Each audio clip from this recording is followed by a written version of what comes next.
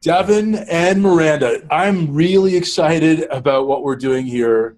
This is Paper Napkin Wisdom Behind the Scenes, episode number 2. Devon, welcome. Thanks for joining us. Thank you. So happy to be with you. Miranda, I'm excited about this project. I'm so excited too, Govind. Once just wasn't enough. I'm glad we're keeping the conversation going. That's right. So, Devon, you shared a really interesting paper napkin with us earlier on. Could you read it for everyone listening? Yes. My paper napkin is finding the right fit of strengths and stretches. Okay. Well, I'm wildly curious about it. Why did you choose that to share with us today? Great question. For me, there's so much in finding the right fit for your work. And it's not just work, it's also your personal life and everything outside of that. And, I come from the nonprofit sector working in executive search and worked in fundraising and nonprofit operations and programs and a lot. And when I was doing executive search, it really stuck with me, this kind of analogy around, finding the right fit in a job is really like dating. And it's really like finding your perfect match and your perfect mate.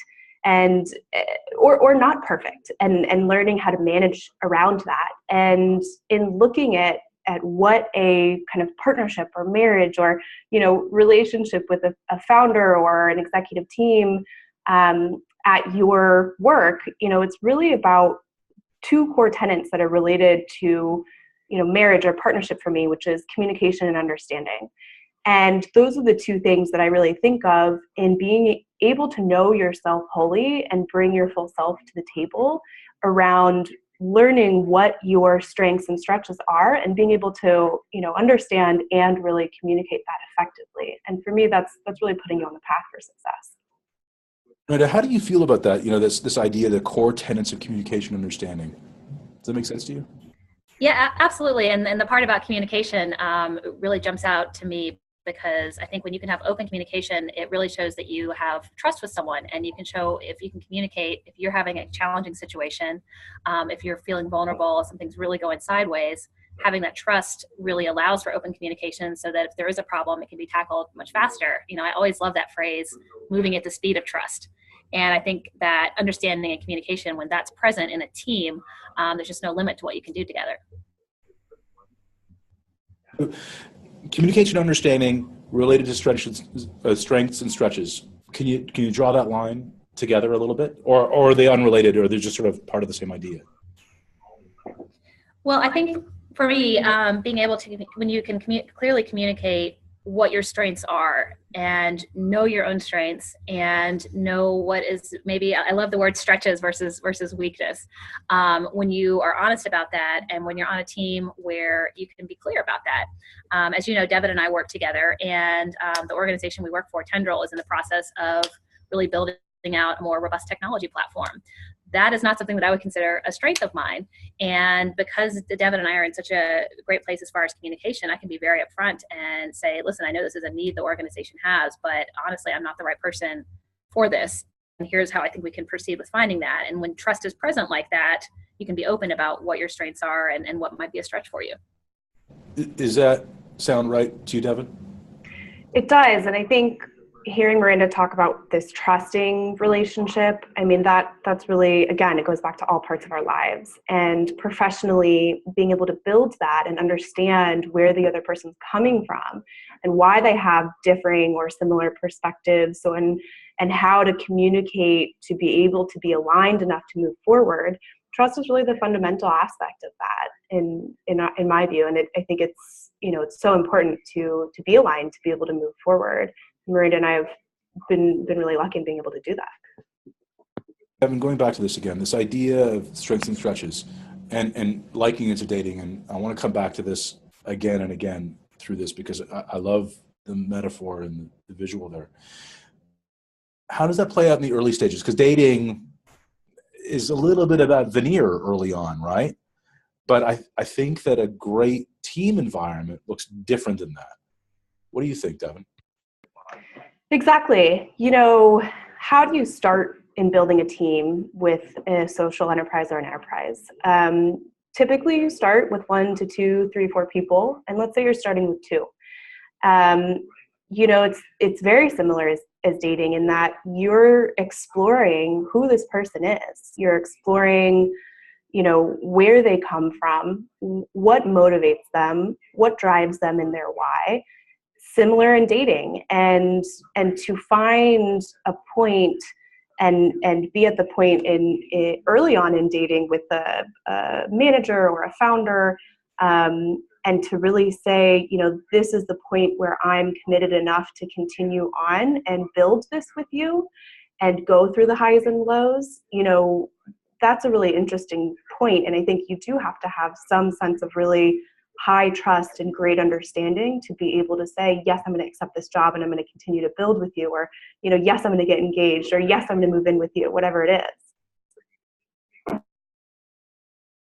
So, Miranda, talk about that a little bit from your perspective, or maybe you could ask Devon a question around how that feels, because I think you're looking at it from a different perspective. My paradigm is that I'm looking at it, how do I get someone, all of them, in the work environment? And I think you're looking at it, how do I be everything in that work environment? It's a little bit different, right? Well, I'm also thinking it similar from your perspective, Govan. I know that of many of your listeners. When you are in a position where you are supporting an entrepreneur, which Devon and I have a lot of experience doing, being able to be open and clear about those strengths and stretches with each other is, I think, really key to having a productive working relationship where, to put it bluntly, that you can keep up with the entrepreneur, because as you well know, and Devon and I certainly do, entrepreneurs can sometimes move so quickly because they have such a clear vision in their mind of where they're going to take this business or enterprise and what's coming next, that sometimes, like we talked about in My Paper Napkin Wisdom, they turn around and the team is still trying to figure out what's going on. And so, I think this concept of understanding and communication is so critical in a working relationship with an entrepreneur, because you're counting on the entrepreneur to be able to take a pause, clearly explain their vision, clearly explain what they see, and then having that communication with their team to be able to listen to critical feedback, which maybe sometimes they don't want to necessarily hear, listen to what next steps are, and recognize the strengths of the team, that if they've got this vision, you've got a team behind you who can take it and map out how to actually achieve it. And, I'd add something. I think, Miranda, the listening aspect is really key here. And I think oftentimes with teams, especially, founders and their teams, or, myself as at the manager level, and our co-founder and CEO, for us, communicating, it doesn't have to be you're right, I'm wrong, or I'm right, you're wrong. Or vice versa. And I think it's more, what's your perspective? How can I hear you, understand where you're at, and then communicate where I'm at? And really removing the emotional, positivity or negativity, and bringing this neutrality to the differences, and saying, strengths and stretches aren't positive or negative. They're very neutral. And so how do you move forward in an aligned way with this more neutral perspective that comes from listening at a trusted level? I want to understand this neutral perspective. What do you mean by a neutral perspective? Right? Because I think this is a really important point for the listeners to understand. I think this is really captivating. What is listening from a neutral perspective? So I'll give you an example. Miranda was recently the behind-the-scenes person for a major conference that I just attended along with our co-founder of Tendrel. And usually she's, she's leading and she's in front in many ways, but she, in this case, was doing so much of the prep work and just, metrics kind of building and analysis and really helping us be successful. And I think, she was so much better at a lot of the prep for the conference than I was, but that doesn't mean that I have to feel negative about my inability or stretches of knowing what to expect or plan for in being there, because my strength is really showing up, talking to people one-on-one as it is hers, but she also has a strength in doing the preparation and thinking through things really analytically.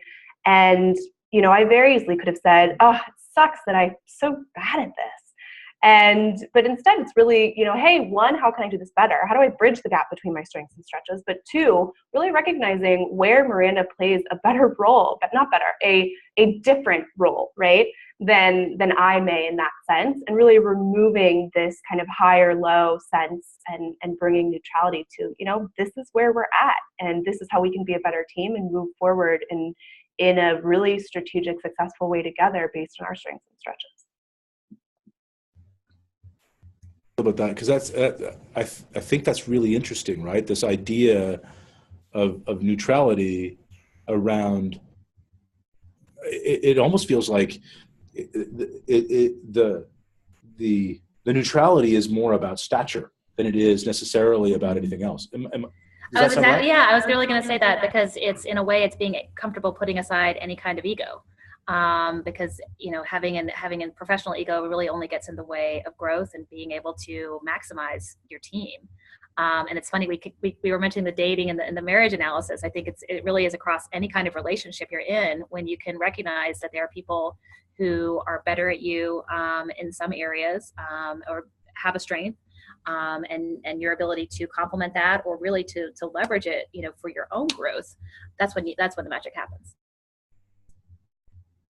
On that, Devon, you talked about moving quickly, right? I think this is a founder disease. I think entrepreneur is an interesting word, and I think that once the entrepreneur has done the entrepreneurial thing, which is understandably to solve a problem, fix it, to undertake the challenge of proposing a solution to the problem, they have to surrender to different roles. One of those being maybe CEO or president, another one being shareholder, and there are other roles. But we get caught on challenge solving all the time. And that maybe gets us caught in moving quickly all the time. Is that where you see a lot of problems come in? And think about it relationship wise, right? We're moving too quickly. Maybe we're trying to get to third base too fast. Yeah. Again, I think what plays into being on the same page about what moving forward looks like within two people who have very, possibly differing perspectives, or a team that has very differing perspectives. It goes back to the communication around the awareness of that and where each person is. And then also, really, really discussing in a way that is trusted, that is based on trust and based on listening of, differing viewpoints and why one would be different or perhaps more beneficial for the company or social enterprise than the other. And I think those, there's going to be highs and lows. And that's, again, going back to you can accept where you're at, remove any negative or highly positive feelings, and just have that neutrality to be able to understand, okay, my co-founder wants to he's telling me to make it rain, right? How do I do that in a really respectful way that's saying, let's slow down, let's take a step back, let's really listen to each other, and then figure out the best way forward without getting hyper personal or emotional, right? I really like this. And I think what's really interesting is, you talked about strengths and stretches, and I think that one of the things that's really interesting about this is, don't we come together a little bit for our strengths, but we stay together for our stretches? Isn't that sort of part of it? Like stretching outside of where we are and being in that environment where we can do more than we thought we were capable of? Does that make sense? It does, and it's a great point, because really strengths are much more apparent in a team or in a workplace in some ways than stretches. But stretches, as you just said, really require solidarity to say, hey, I need help with this, or hey, I want to learn, or hey, let me teach you. And that's a really nice point of kind of convergence for teams to be able to be aligned and build and grow and really reach objectives that you want to reach, that ultimately are the founder's vision, right? So Miranda, from behind the scenes, let's think about this. From behind the scenes, in order to get to the stretches, we almost have to because I think one of the things that Devon, you just said, that was really neat, is we can't get too amped up about the strengths, right? We got to stay in this sort of neutral position so that we're not getting caught looking in one direction. Am I getting that right, Miranda, from your perspective? Yeah, absolutely, Govan. And I think when you say about getting too amped up about strengths, I mean, that's I think something that can be a pitfall for entrepreneurs or for teams in general, because our strengths are where we're comfortable. That's where we can spend all day in the zone and we're happy and we're doing things.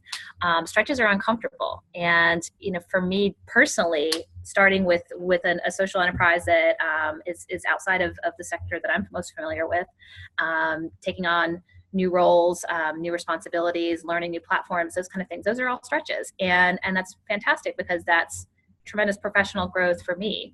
But in order to be on a team where that can happen, you have to have that openness to be able to acknowledge it freely and to say, you know what, I have never used MailChimp before. I don't know what I'm doing, but I'm going to take a shot at it. And then I'd love your help being able to come up behind me and, show me how to fix this hideous black box that won't go away.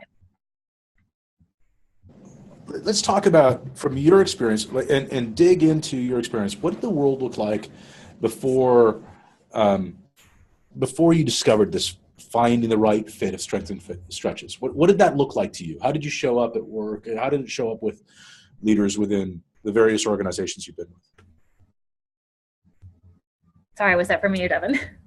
Both of us. Both of us. Okay, Devon, go ahead. and then both of you. I'll jump in. Okay, thank you. So Tendrel is a new organization that brings greater connectivity and peer support to leading social entrepreneurs around the world. And I was the first staff member hired as a manager to be the backbone of the organization to build it. We have 3 co-founders. One co-founder was really spearheading with me as a team member this work. And I've been working with him for about 1.5 years, and he's brilliant. Like, you need inspiration from any corner of anything, he will give that to you. And I think in many ways, that was so much of what attracted me in this dating process of accepting this position and saying, I really want to build this with you, and I want to build this with your team, and I want to be a part of this. And, having the perspective from being behind the scenes in many ways, I think we are so different, but we're so complementary.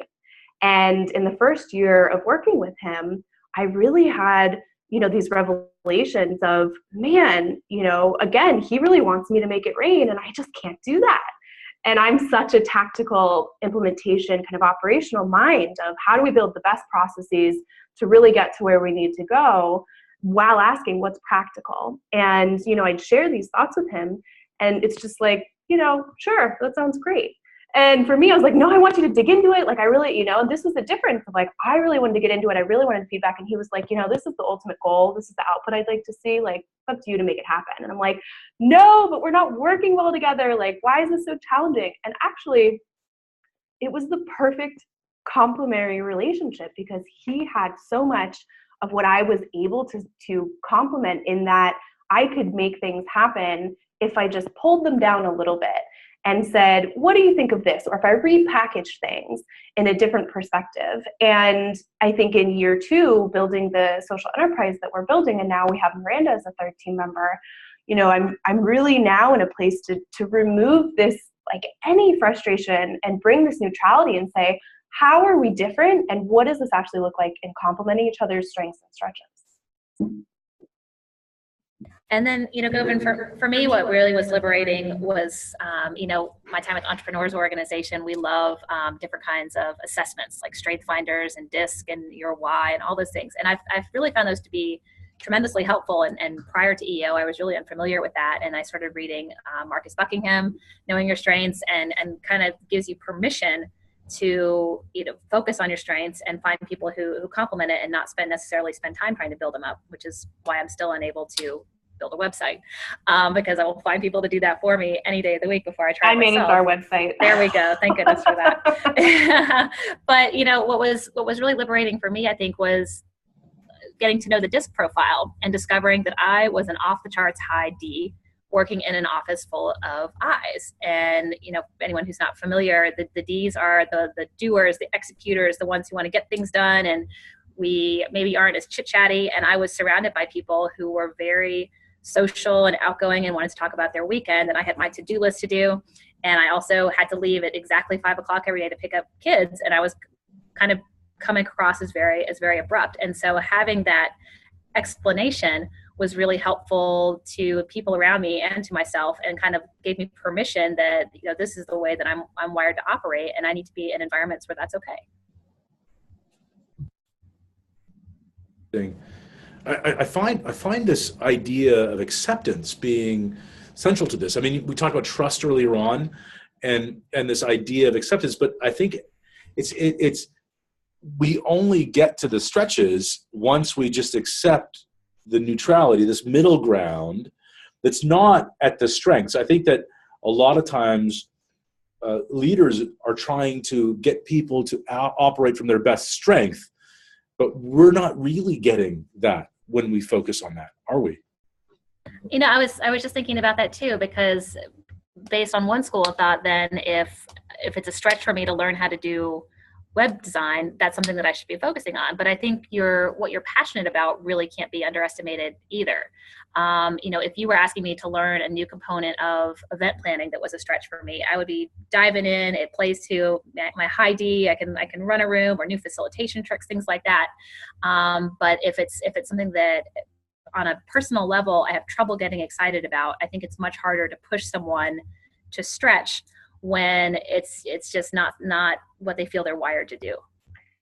And the other thing I'll say is, Miranda, you brought up earlier, it's often harder in many ways for us to, address and work on stretches. But that really comes from a perspective of learning and bringing your whole self to what that is. And I really like, again, going back to this dating metaphor of, you want to show up as your whole self. You want to bring your whole self. You don't want to hide anything about yourself. And therefore, you really need to be accepting yourself. And, stretches in many ways are really, really stressful for people. They bring a lot of really tough emotions. And so if you think about it in this way, that the antidote to stress is really acceptance. That's really powerful. I think it also, sorry, Govin, it speaks to that neutrality that you were saying about it's not good or bad. It just is. It's who we are, and it's what we bring to work. And there's no point, getting excited about it or trying to push a square peg in a round hole, because if we bring our whole selves to work, that's who we are. And as a team, it's up to us to figure out how to slot ourselves together to get the most out of each person. But what you're not talking about, just so we're clear, is an absence of commitment to results or anything like that. That's not what you're saying. You're saying an acceptance of the state of where we are. Exactly. And that's what allows us to get the results faster and better, I think, when we're all understanding of what we bring to the table and how we move together to achieve those results. Devon, you'd agree with that? Yeah, I think it's the understanding of where you're at, being okay with it. And then that's your launch point for what's my plan and how am I going to deliver on it if I want to see something different. So let me ask you, Devon, about something. Because you were the number 2 or the first employee in an organization that's a startup that's growing and it's got ambitious plans, I think that in the mind of the entrepreneurial founder, we think that means certain things about your engagement level and your buy-in and all that kinds of. What does it really mean about, like, how much of a stretch was it for you just even to accept that kind of a thing? Because there's a lot of latent risk wrapped up with that, isn't there? It's a great question. And, I can speak from the social enterprise perspective and looking at the impact work that we do, because for me, the founding vision is really the motivation and the inspiration that I feel connected to continue my work every day, even though it's very hard. And the other aspect of how I'm wired is, like you said in our, when you started this conversation around being wildly curious, I'm very, very interested in learning and challenging myself, and am the type of person to be more accepting of what is a stretch for me and recognize it and share that, but also kind of address it in some ways. And there's no better environment than a nonprofit startup to do that in. And I am continually inspired by the people that I work with. And we had a founding team of 3 co-founders. We've got an amazing leadership board, and we now have Miranda and an additional team member.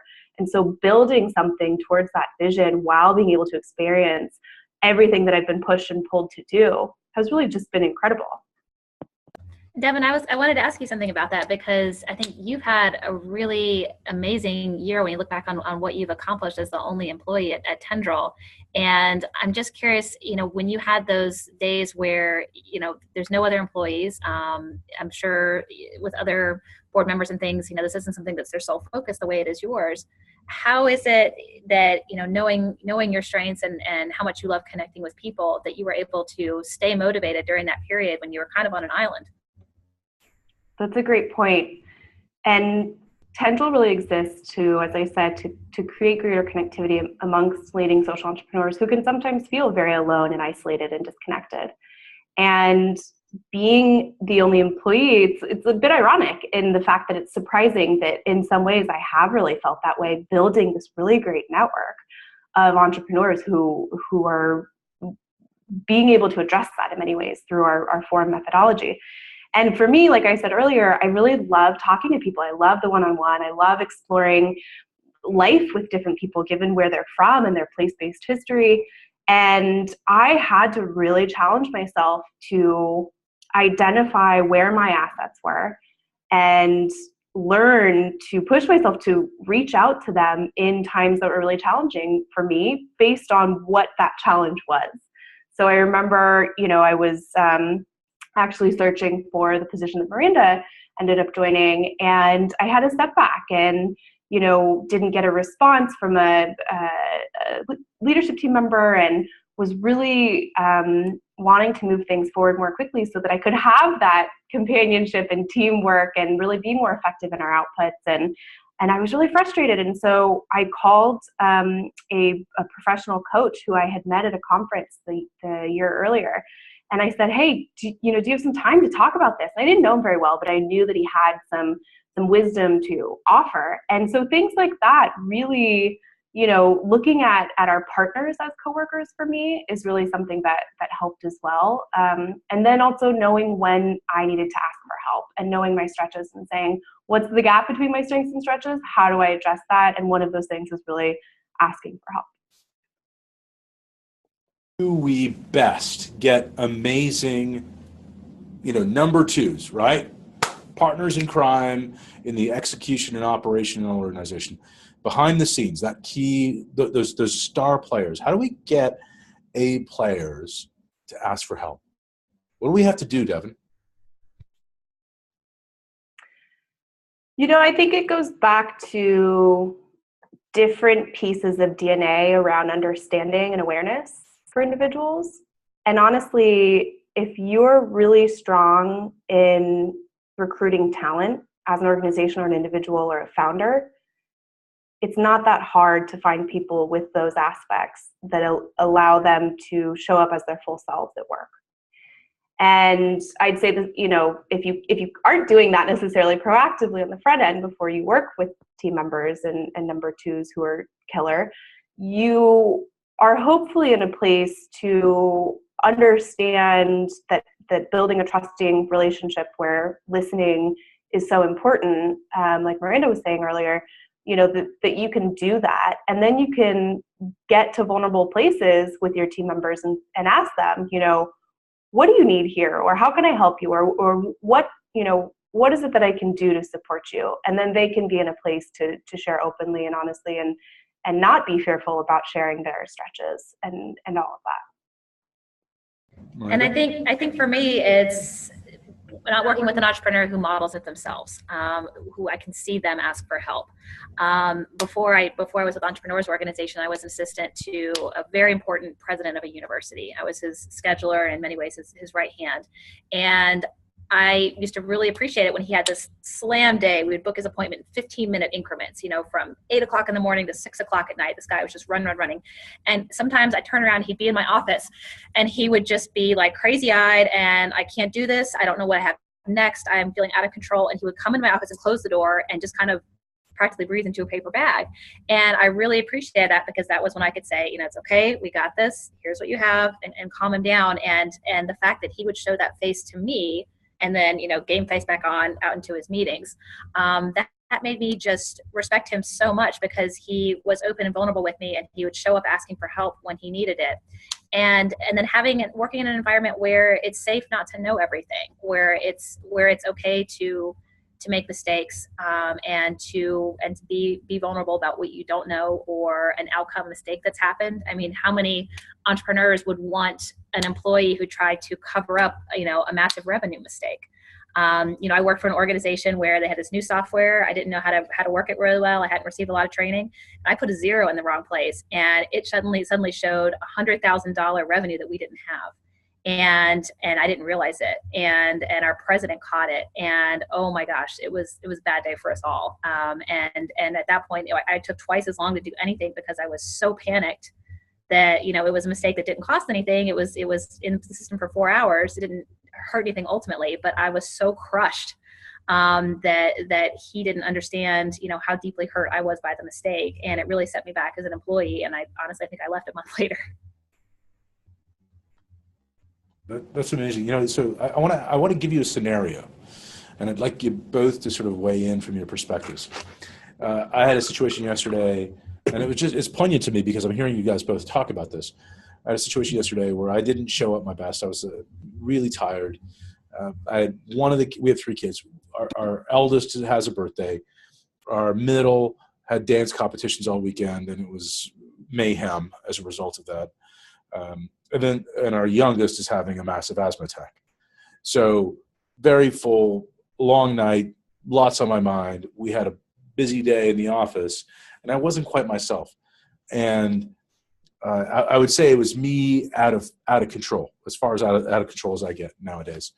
And today, I sort of huddled with my leadership team, and I said, hey, guys, just so you know, I needed to think about some of the things that were happening yesterday, and I felt like I was not my best. And I think it was because of this. And I think this is what happened to me. I was just less focused than I usually am. And I need you guys to call me out on this when you see it, because I won't recognize it. And if I go too many days like that, not recognizing it, I can do silly stuff. And I need your help. How do you both feel about that kind of a conversation coming from the founder, CEO of, fairly large size company?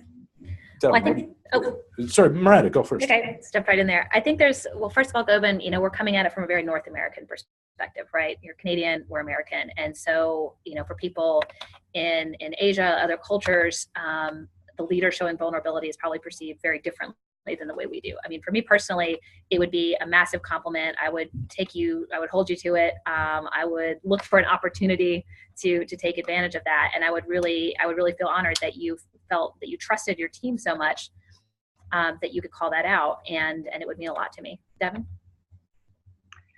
Yeah, I just want to recognize, the awareness there of your gaps between your strengths and stretches, even on one day, and being able to communicate that to your team is really the first step. But then the second step is asking, if you haven't already, them, in addition to other people, what do you think of that?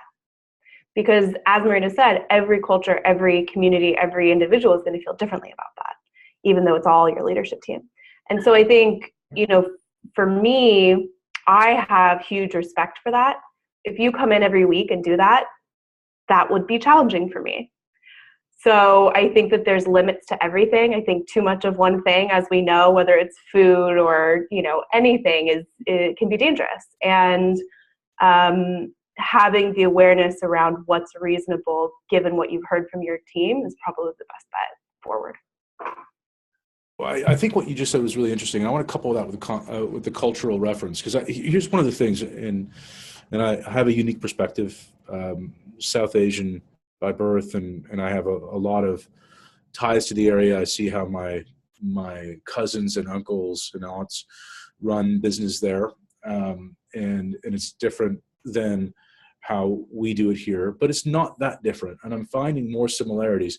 I think what, Devon, you said something interesting. It was about the magnitude, right? If I showed up every day with an "oh, woe is me" story, that would get pretty tired pretty quickly.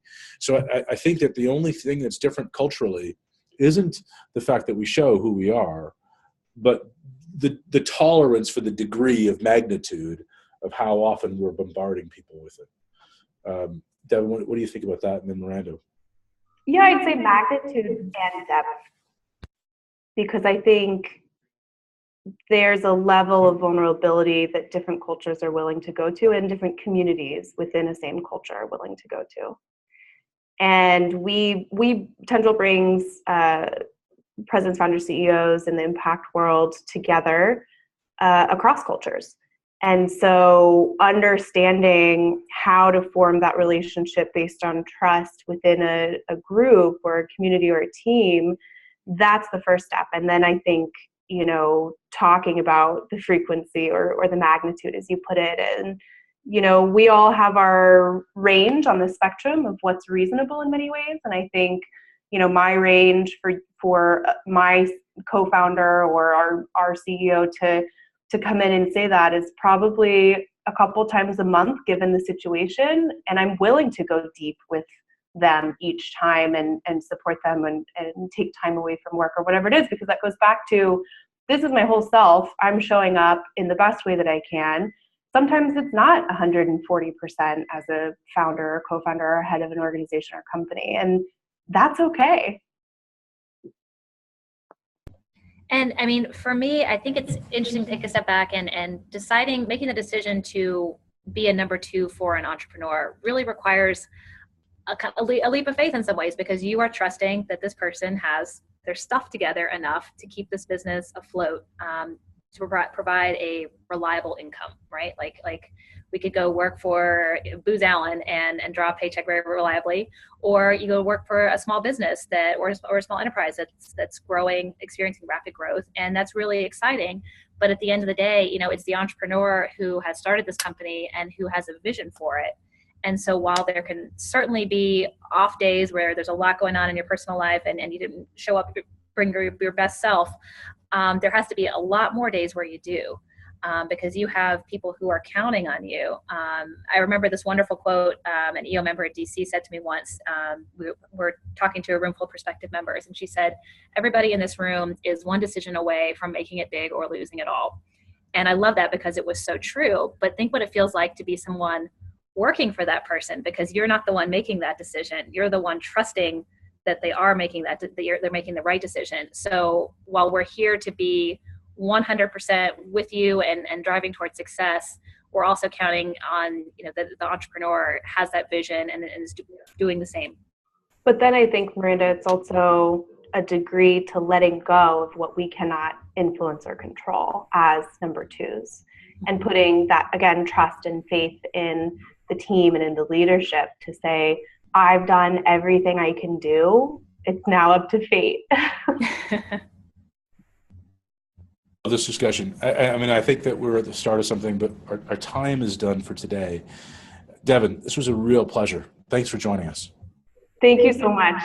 Miranda, I'm really excited about Paper Napkin Wisdom behind the scenes, because I think it gets to this conversation that I'm just not privy to often enough. And I think one of the things that was coming on to me as we've had this conversation, which is now the second time we've done it this way, is just how much more I have to learn. Miranda, final thought? Well, Govin, I love the idea that we can help share with entrepreneurs what's going on behind the scenes with their employees and their teams and their companies that they may not be aware of, and really how to help bring their teams to the next level to drive success in their businesses. Thanks, guys. Thanks so much. Thanks.